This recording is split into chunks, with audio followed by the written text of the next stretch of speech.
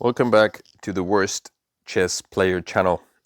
In this video, I am not going to play a game. I'm going to go over a game that I played against Skyweb. Somebody in a group, Facebook group, suggested that next time I play against one of the bots on chess.com, I record it. And luckily, I did just that. I saved the game that I recorded against Skyweb.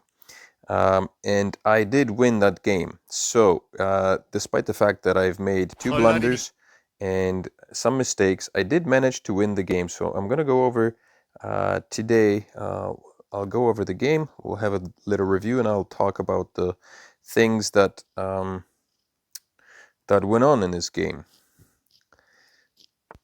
And so, yeah, this is the opening. I think it's a pretty standard opening. Ruy Lopez, I believe.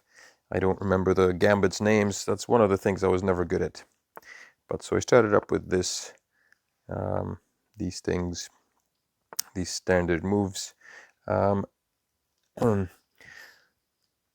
this is, so the bot is 1600 ELO, and I believe that at 1600 humans do not make mistakes the way these robots do. I was really surprised when I won against Skyweb because, like I said, I'm having a much harder time playing against opponents at 900 ELO. And here's this guy with 1600 ELO, and he's making these mistakes that are a bit surprising. So this is my first blunder right here.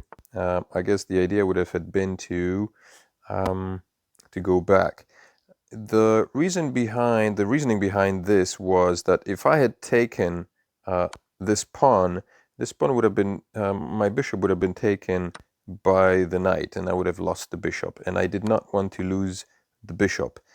But obviously, if I had gone anywhere, if I had gone here, my bishop would have been lost. If I had gone down here to, what is that? Maybe c4, my bishop would have been lost. And if I had gone down here,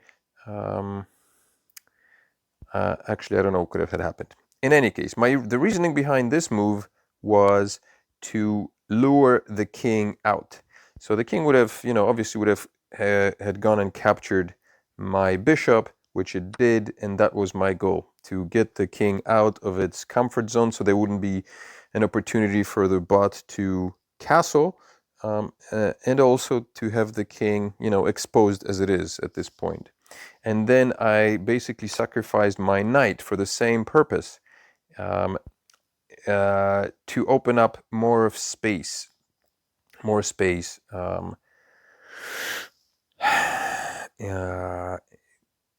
Yeah, by getting rid of the pawn, I think, right here. I believe that was my reasoning. I'm not exactly sure. Maybe that was just a flat-out mistake or blunder.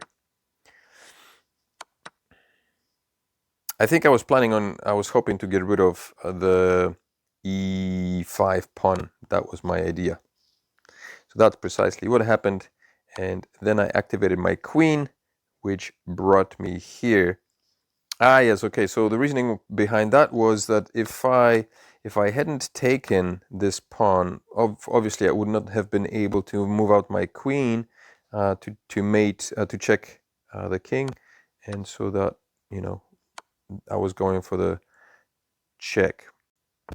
And so the pawn came out to cover the check, at which point I was able to move my queen over here and threaten the rook on h8, which was countered by the bishop here, and I checked again, and I hit the king on the run, basically, and I pushed my pawn forward. And if you notice, the computer, the algorithm here is making mistakes as well. So I castled, which apparently is not the best of moves right now, I guess, because the bishop is attacking the f2 square.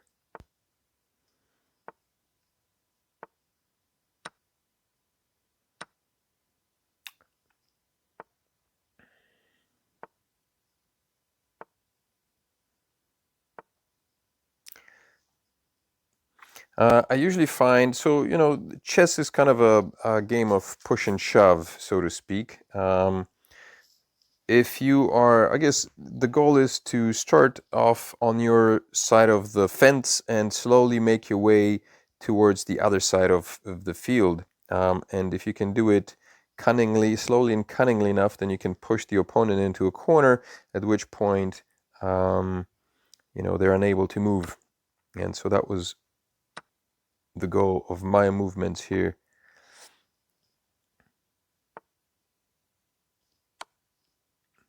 This is a mistake, apparently, and simply because I guess the recommended movements, actually the algorithm also suggests the queen goes to that very square, which is what I did, but I guess the other options would have been to move one of the rooks over to the E file, which I didn't do because I wanted to throw a check. It isn't recommended to throw the checks all that haphazardly, all that much, but I guess I think my other goal was to get rid of some of the pawns and gain advantage by eliminating some of the opponent's pawns, which is what I did exactly do to clear the field.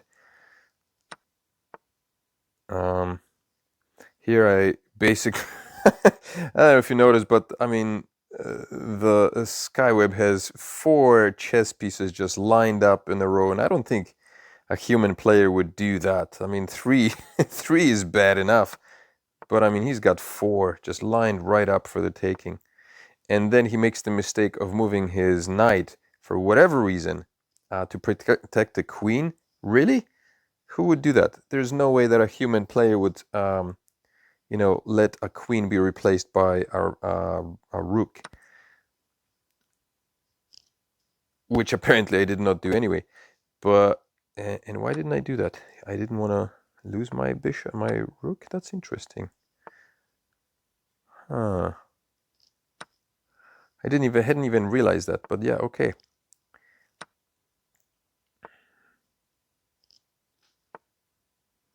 That was a mistake. What was that mistake? I should have had gone with, where? Well, here I forked the queen and the rook, which is an amazing move. And I guess, what? Let's say the queen takes, I take, here's a check. I could just go back with the king. So that wouldn't be a problem. I'm not sure why this is deemed to be such a blunder when I forked the pieces. Oh, okay. Well, yeah. My queen was lost. I think that was, yeah, okay, that must have been a blunder. Well, there you go. But I was able to take his queen, and then I lost my knight. I took the bishop. By this time, when I get towards the end game, obviously I have a pawn advantage. So the better thing to do is to get rid of as many pieces as you can on the opponent's side, because if you do have a large pawn advantage like I do, I've got 6 pawns versus his 3, despite the fact that my pawns are not that well positioned. I mean, they're okay on the second row, F, G, and H, and then I've got another island on A, B too.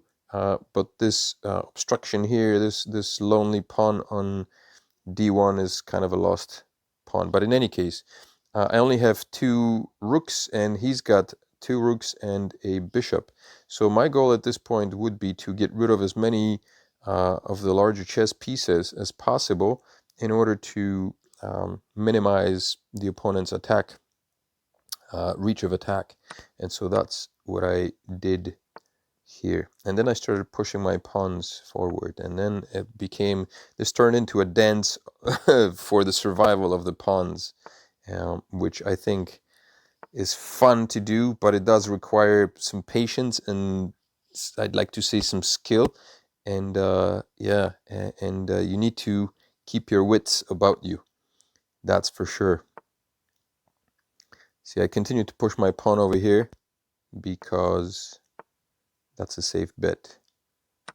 There, he moved his rook over to obviously to cover the 8th row and secure prevent the pawn on a7 to move from moving up, and that allowed me to take his bishop. And then I continued to push my pawns. Why is this a good move? Because obviously, I'm forking his pawn on the c file and his rook, which means he's not going to take my pawn, because then I would take his rook. So I still took his pawn, no problemo.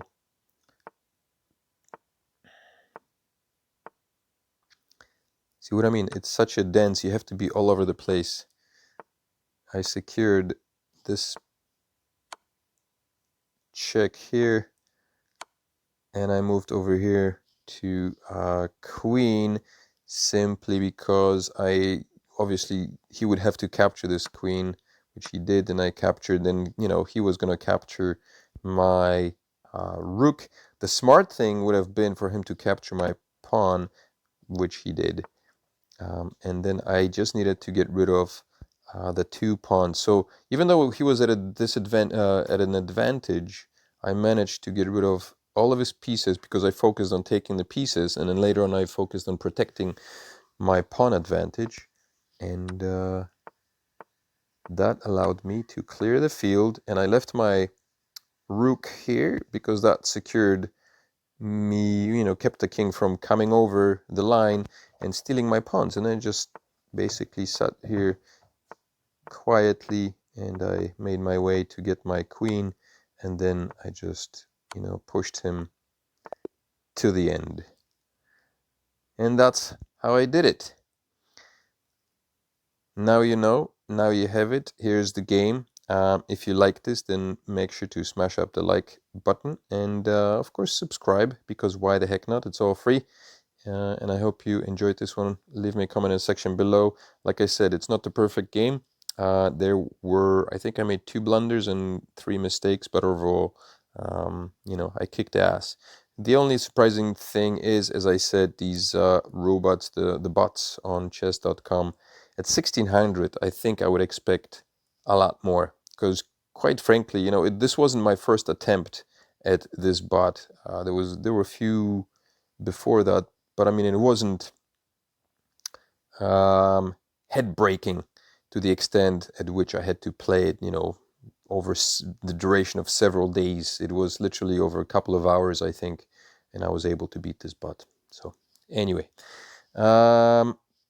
yeah, see you later in game 30 of the day. Peace.